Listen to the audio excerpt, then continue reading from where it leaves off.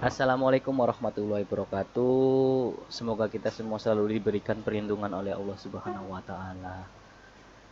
Kembali pada kesempatan kali ini kita akan membahas materi PJOK kelas 8 yaitu sepak bola. Yang kita bahas pada kesempatan kali ini sedikit mengulas tentang sejarah, tentang organisasi di sepak bola, tentang teknik dasar di sepak bola. Ya, yang pertama organisasi sepak bola dulu. Federasi Sepak Bola Dunia atau organisasi yang menaungi sepak bola dunia itu FIFA. Ya, FIFA. Jadi ketika ada permasalahan atau menyelenggarakan event profesional di suatu negara, itu biasa kaitan perizinannya melalui FIFA.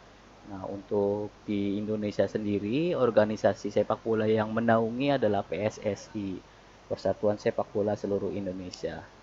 Nah, kita sedikit bahas tentang sejarah olahraga sepak bola ya, sejarah olahraga sepak bola itu berasal dari negara Inggris. Jadi permainan sepak bola itu awalnya dari Inggris. Nah, sekarang ketujuan utama kenapa sih ada permainan sepak bola? Jadi tujuan utama permainan sepak bola adalah mencetak gol sebanyak-banyaknya ke gawang lawan dan menghadang lawan dalam usaha memasukkan bola ke gawang kita. Nah, ini ofensif defensif ya, menyerang bertahan. Jadi tujuannya menyerang untuk memasukkan bola sebanyak-banyaknya ke dalam gawang lawan dan setelah menyerang kembali defense atau bertahan untuk mempertahankan supaya gawang kita tidak kebobolan atau kemasukan bola.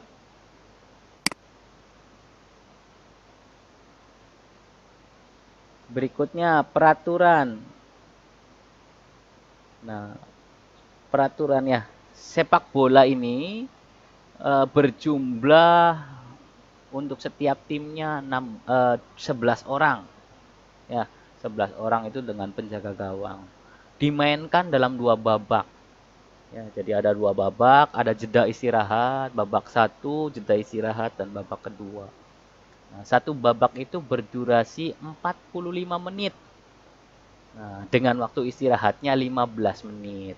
Ya, jadi ketika sudah bermain 45 menit, istirahat dulu 15 menit, lalu bermain lagi ke babak kedua 45 menit lagi. Nah, permainan itu akan berlangsung apabila jumlah pemainnya minimal 8 orang. Nah, dari 11 minimal 8 orang. Nah, kenapa bisa berkurang? Ada yang namanya pemain itu bisa di kartu merah ketika melakukan pelanggaran keras. Itu dikeluarkan dari lapangan dan tidak bisa digantikan. Artinya ketika tadinya 11, ada satu yang kartu merah, berarti tinggal 10 orang. Nah, minimalnya itu 8 orang. Kalau sudah 7 orang dalam satu tim itu dinyatakan WO atau kalah tanpa bertanding.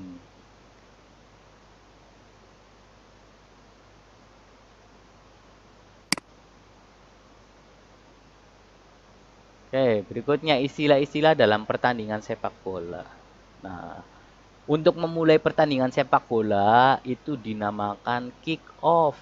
Ya, jadi nanti bolanya di tengah tuh untuk memulainya itu namanya kick off. Nah, ini penalti kick. Penalti kick itu tendangan dari titik 11 meter. Kenapa bisa terjadi penalti? Biasanya eh, terjadi pelanggaran di area kotak penalti. Nah, free kick, corner kick. Corner kick itu di mana pemain yang terakhir menyentuh bola adalah pemain yang berada di gawang sendiri atau pemain yang bertahan. Terus mengenai bola, bolanya keluar ke belakang gawang. Ya, jadi nanti akan ada corner kick. Corner kick. Nah, berikutnya free kick atau tendangan bebas.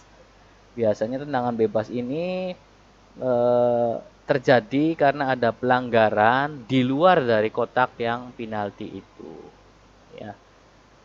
Tendangan gawang, goal kick, adalah di mana pemain yang terakhir menyentuhnya adalah penyerang. Nah, kebalikan tadi corner kick. Kalau corner kick itu bertahan, kalau goal kick itu sentuhan terakhirnya pada orang yang sedang menyerang. Throw in, lemparan bola ke dalam. Ya, jadi ketika out, ya terjadi out, bola itu keluar dari garis samping, itu namanya throw in. Oke, sideline itu daerah sisi lapangan. Ya, tadi bisa terjadinya throw in itu atau out, ya, lemparan bola ke dalam itu ketika ada bola keluar dari sideline. Striker, ya. Striker itu pemain yang bertugas mencetak gol atau biasanya yang ada di depan. Sebenarnya sih semua pemain yang dalam satu tim sepak bola itu bertugas semua mencetak gol, tapi lebih dominan striker karena pemainnya berada di depan, ya, berada di area menyerang atau area bertahan lawan. Back adalah pemain yang bertugas sebagai pemain bertahan, jadi yang di belakang, ya, untuk menjaga bola itu jangan sampai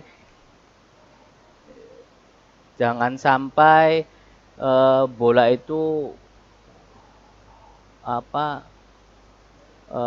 masuk ke dalam gawang kita. Jadi sebelum kiper, sebelum bola itu dihadang oleh kiper.